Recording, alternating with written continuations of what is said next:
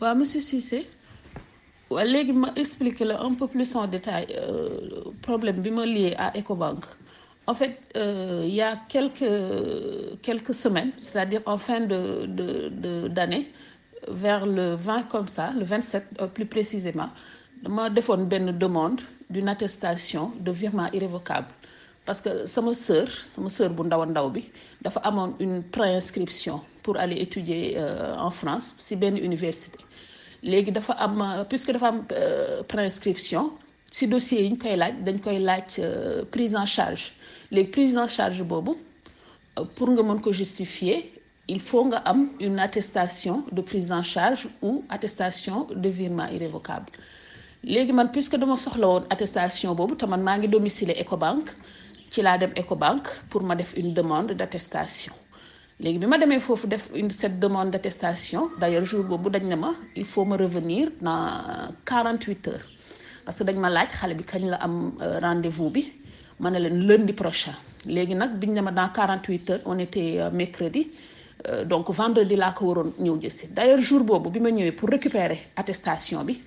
imaginez la fille elle avait rendez-vous le lundi à 8 heures le matin 8h40 ou 8h30 si je me trompe pas.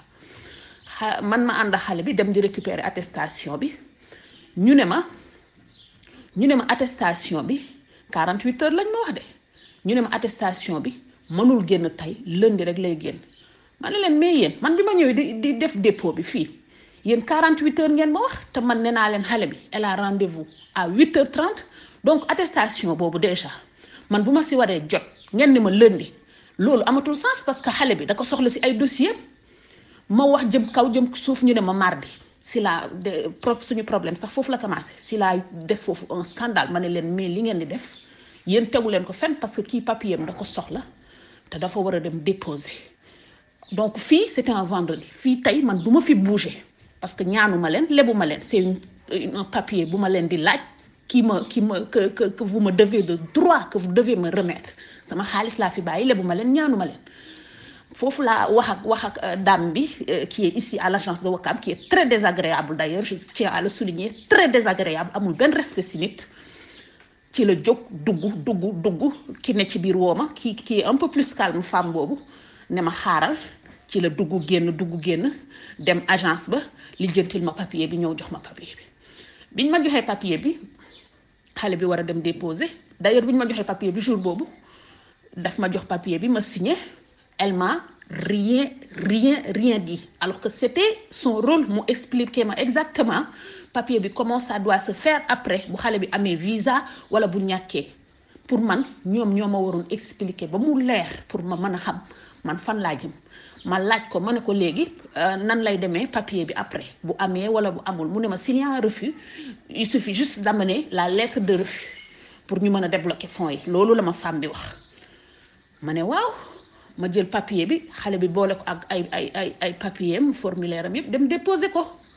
waxuñu ma photocopie ngay def waxuñu ma original bi ngay indiwaat en cas de refus expliqué wuñ ma rien du tout. La fille jël sama sœur bi jël papier bi dem déposer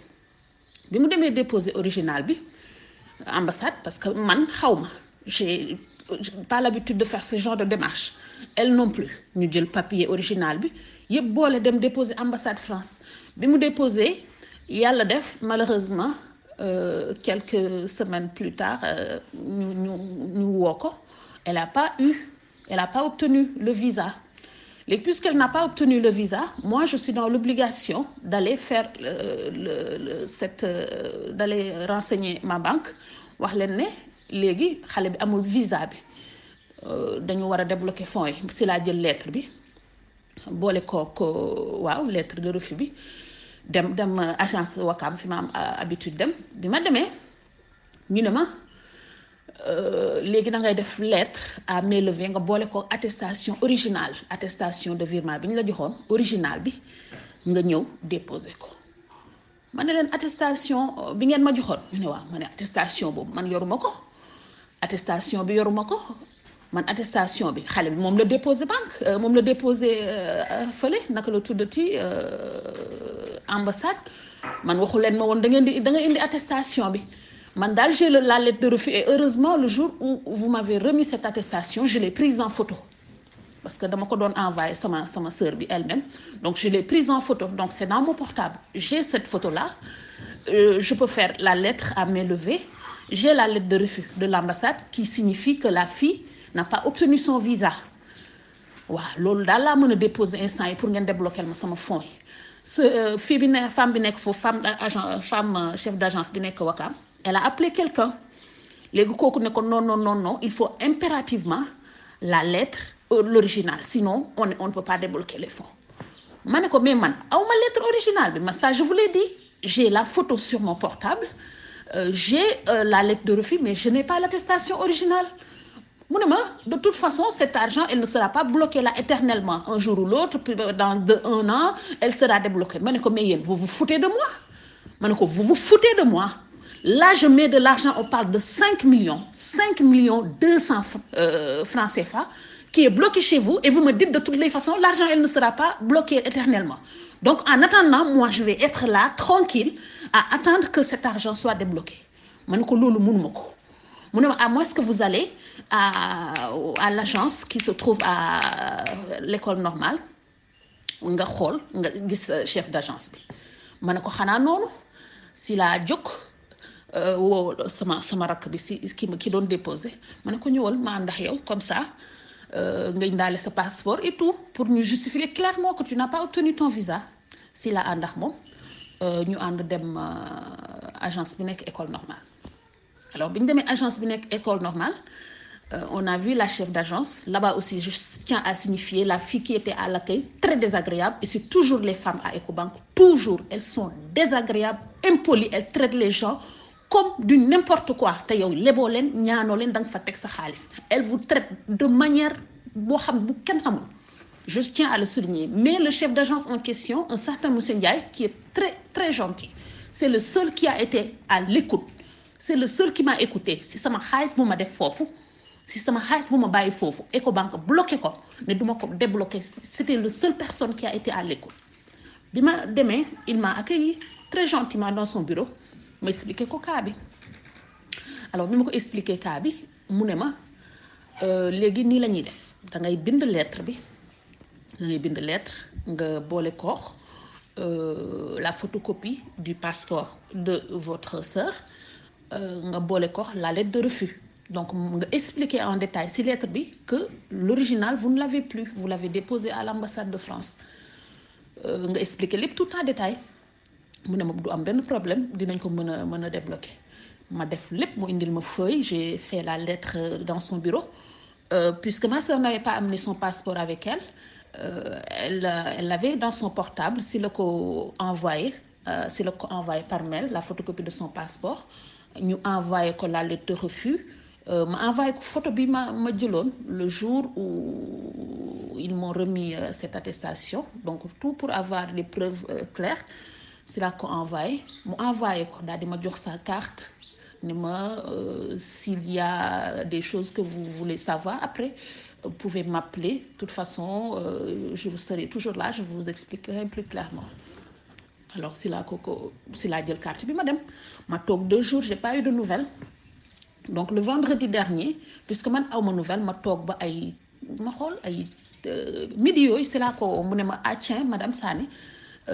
j'allais vous appeler parce que là j'ai eu la direction ce matin ils m'ont clairement expliqué que sans la lettre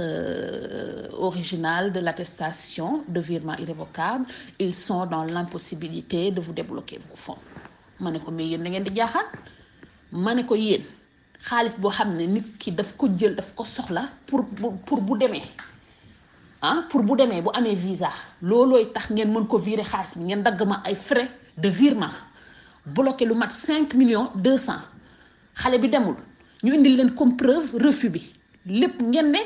doo leen débloqué xaalis bi loolu tegu leen ko fenn ma ne ko man yoruma lettre bi l'ambassade de France ne retourne pas les dossiers man je me suis renseignée d'ailleurs sur ça on m'a dit il faut écrire au consul et parfois ça peut prendre 1 mois moi j'ai pas 1 mois je voyage dans même pas 1 mois j'ai pas le temps d'attendre ça je peux pas faire ça ma ne ko man mënuma toog di bind ay lettre consul xaw ma kañ laa jot réponse xaw ma ndax dinaa jot dossier bi parce que apparemment papier yi nga dugal foofu dañ koy archivé